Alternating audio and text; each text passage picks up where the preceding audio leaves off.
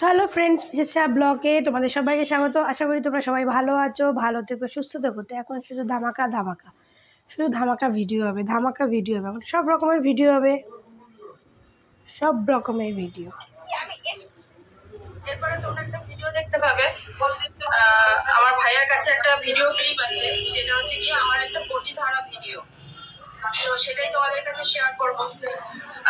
বটিটা আমি কেন ধরেছিলাম, বা মানে ওর এখন বক্তব্য, ও এরকমটাই বলছে যে আমি বটি দিয়ে ওকে কোপাতে গিয়ে কোপটা আমার পাশের বাড়ির এক কাকিমার লেগে গিয়েছিল। তো এরকমটাই ও বলছে। তো আমি বলবো যে ভিডিও ক্লিপ, আমার কাছে কোনো ভিডিও ক্লিপ নেই, কারণ আমার ফোনটা ভেঙে ফেলেছিল। আমার কাছে কোনো ভিডিও ক্লিপ নেই। আর তোমরা মানে যেটা দেখছি ভিডিও, এক একটা ক্লিপের মানে এক এক রকমের হয়। আমি আজকে যদি আমি বলি যে আমি কি বলে এই মন করে যে বাপন এসছে, আমি সামনে দরজা বসে দেখতে পেয়েছি। এসে দেখি মা রসুন পেঁয়াজ কাটে ওখানে। এই হচ্ছে ওই কাকিমাটা, যে কাকিমাটার কোপ লেগেছে। বসে বলছি মাইমা বাপন এসছে, এবার দিদি আসলে তো ভালো হতো, আমার স্বপ্নটা সত্যি হয়ে যেত। একজন এসছে আর একজন আসেনি, কি করছে দেখি এখানে হাতাহাতি হচ্ছে। দিদি রয়েছে, গৌরী রয়েছে, বাপন রয়েছে, মাঝখানে দেখে মোবাইলটাও পড়ে গেল। দিয়ে এখন দেখি গৌরীর চুলটা ধরে টানাটানি করছে। এবার মেজদি বলছে ধরো ধরো, মা বলছে ধরো ধরো, এবার ধরলাম, বলি ধরো ধরো, ধরে এবার ও চুল টেনে সে এরকম বেরিয়ে যাচ্ছিল, ছাড়াতে পারছে না। তিনজনে মিলে এই চুল টানাটানি হচ্ছে। এবার সেই ও অনেকটা দূরেই চলে গেছে, বাপন প্রায় 40 হাত দূরে। আর ও ওখান থেকে বটিটা হাতে তুলছে, আবার বটিটা সামলাতে গেছি, যে রাগ হয়েছে, যে তুললে চুল ধরে এত রাগ হয়ে গেছে। বটিটা সামলাতে গিয়ে বটিটা ঘুরেই আমার লেগে গেছে। তা আমি কি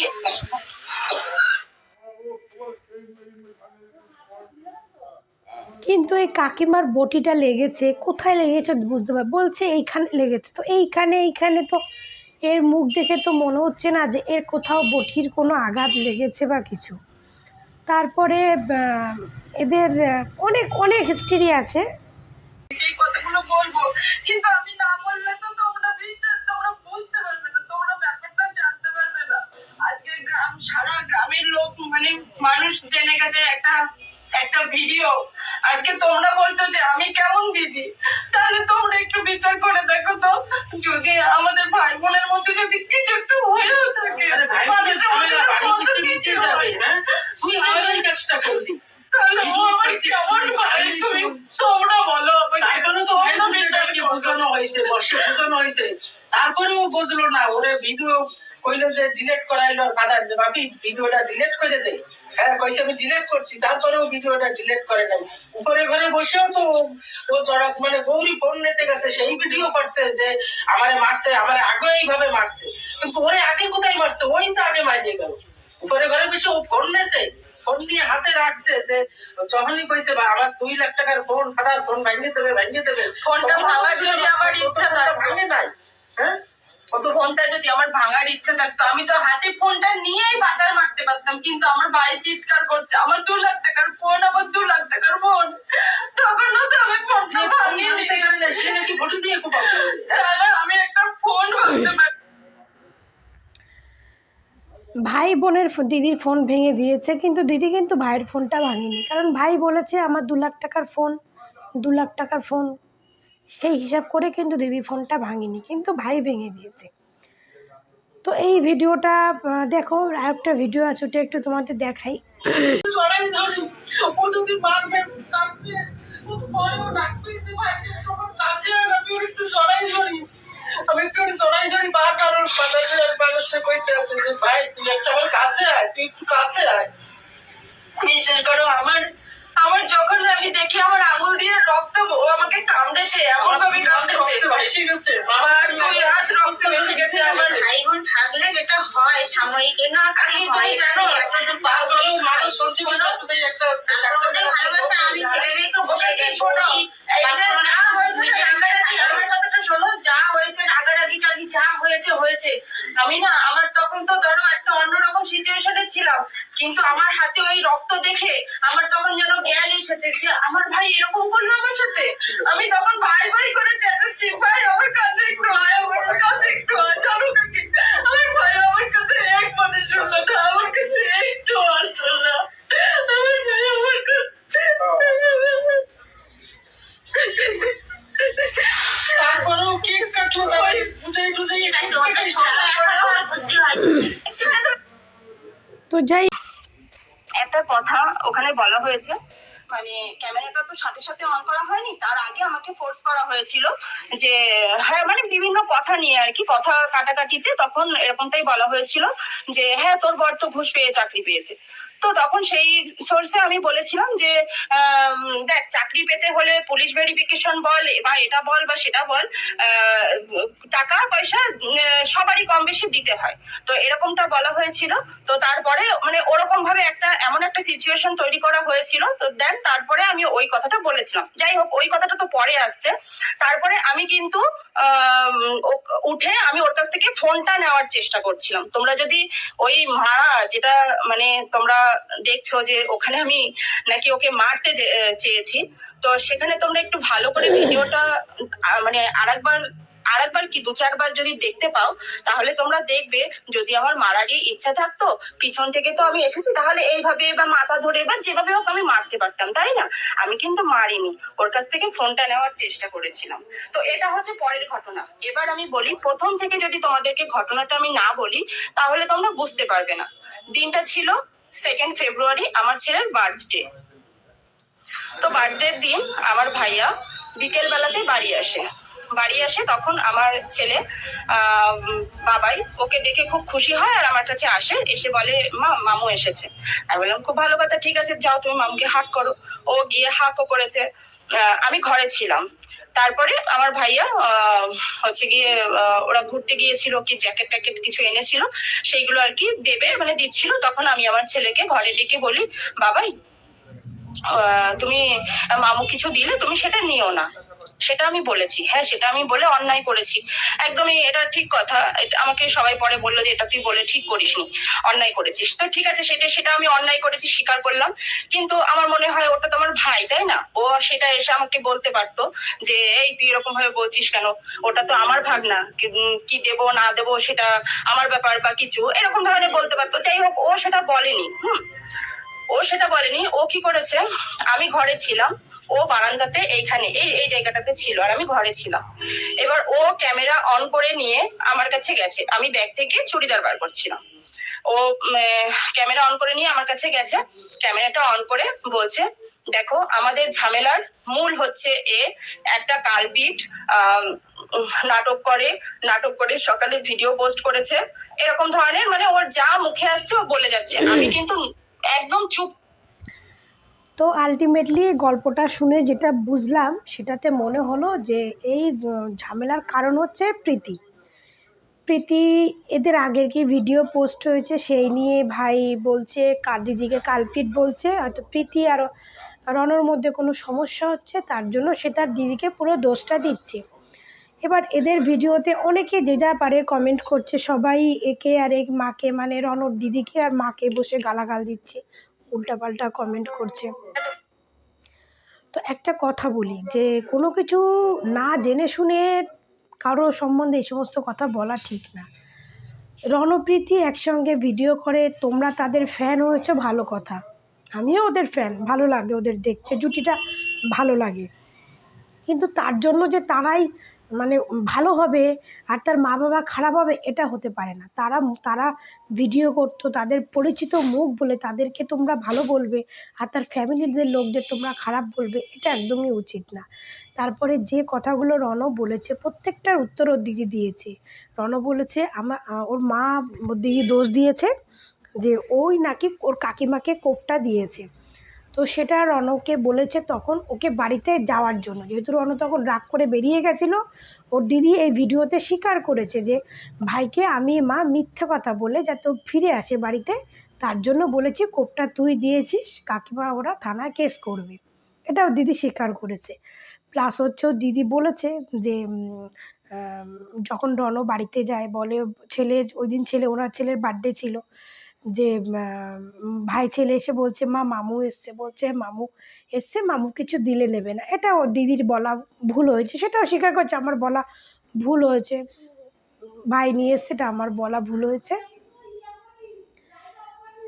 তো মামু এসছে, মামু এসে কিছু দিলে নেবে না, তো এটা ওর দিদির বলা ভুল হয়েছে, এটা ওর দিদি স্বীকার করেছে। তারপরে ওর মা বলল, বা ওর দিদাকে, সে দিদারও ভিডিও দেখেছেন, এগুলো তো অনেক বড় ভিডিও, এত ভিডিও তো দেখানো যায় না।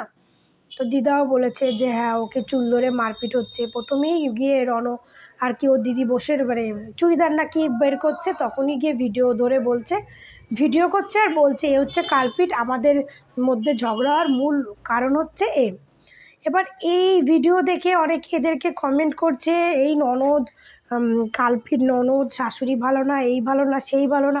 তোমরা এদের ভেতরের খবর কি জানো, কি জানো তোমরা এদের ভেতরের খবর?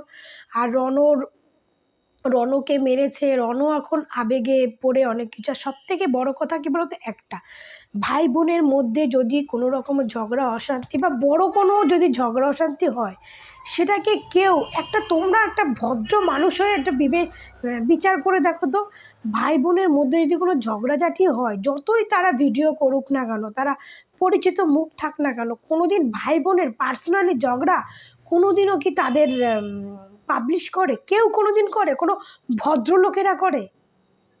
কোনো ভদ্রলোকেরা করে? করে না। কোনো ভদ্রলোকেরা করবে? তাদের ফ্যামিলিগত ঝামেলা, তাদের স্বামী স্ত্রীর ঝামেলা, তাদের কোনো ভদ্রলোকেরা করে? করে না। রণ সেটা করেছে। রণর কি এটা উচিত হয়েছে তার দিদির সঙ্গে ঝামেলা, যে কোনো ঝামেলা হোক না কেন, তারা ফ্যামিলিতে আলাদা ফ্যামিলি বসে মেটাক, সেটাকে পাবলিকলি করার কোনো উচিত হয়েছে? ওটা তো তার মায়ের পেটের দিদি, ওটা তার নিজের মা, নিজের বাবা, নিজের মা বাবা তাকে নাকি প্রায় মারে।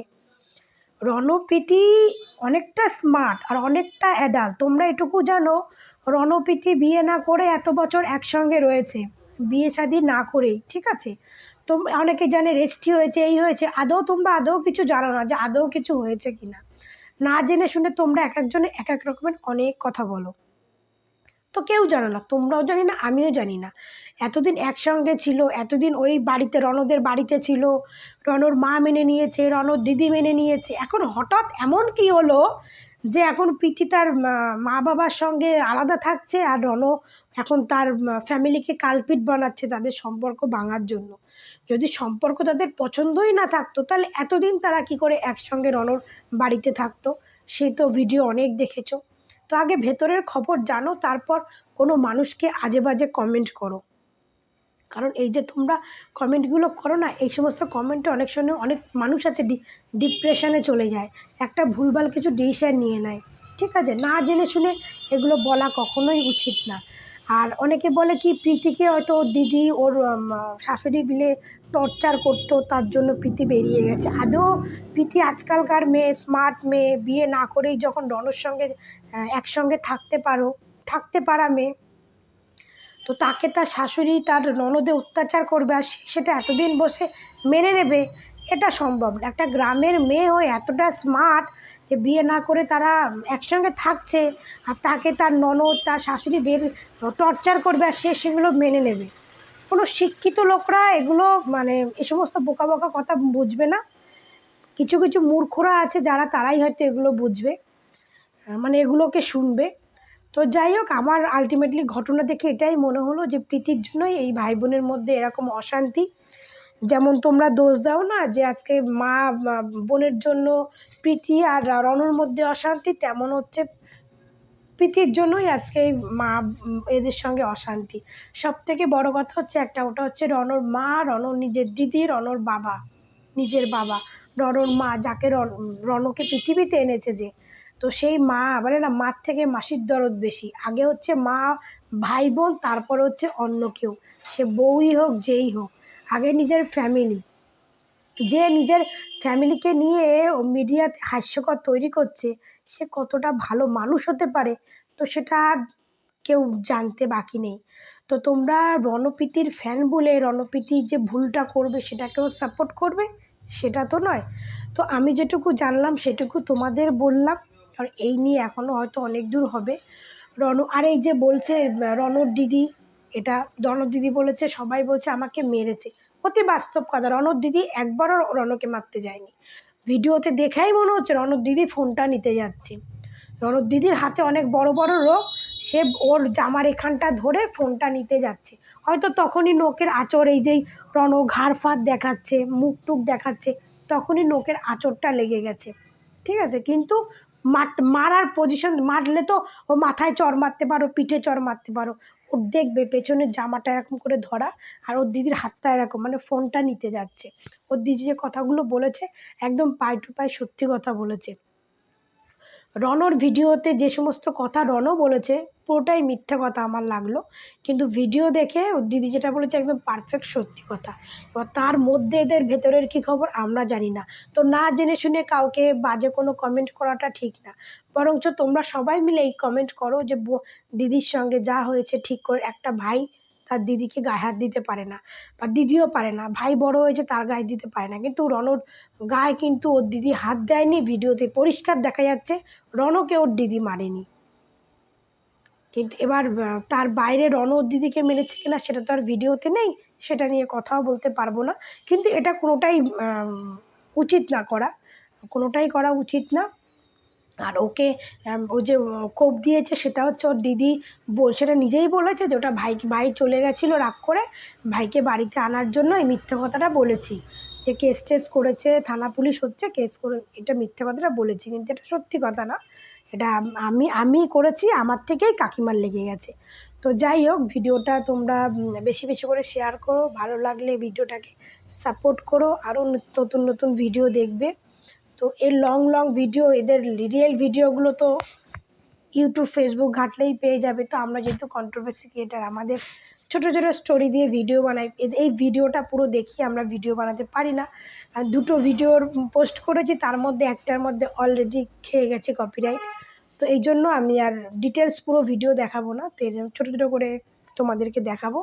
আর এই যে দিদিদেরকে যে কমেন্টগুলো করছে তার ভিত্তিতে বললাম, কেউ ব্যাড কমেন্ট করো না, ভালো কমেন্ট করো। দিদিকেও বলো যে তোমার ভাইয়ের সঙ্গে যদি কিছু হয়ে থাকে ঠিক করে নাও, রণকেও বলো দিদির সঙ্গে ঠিক করা, তোমার নিজের মায়ের পেটের দিদি। শোনো, কথায় আছে না, বিপদে পড়লে না বউও কিন্তু পথ ছেড়ে চলে যায়, জীবন সঙ্গীও কিন্তু হাত ছেড়ে দেয়, নিজের রক্তের মা দিদিরা এরা কিন্তু ছাড়ে না।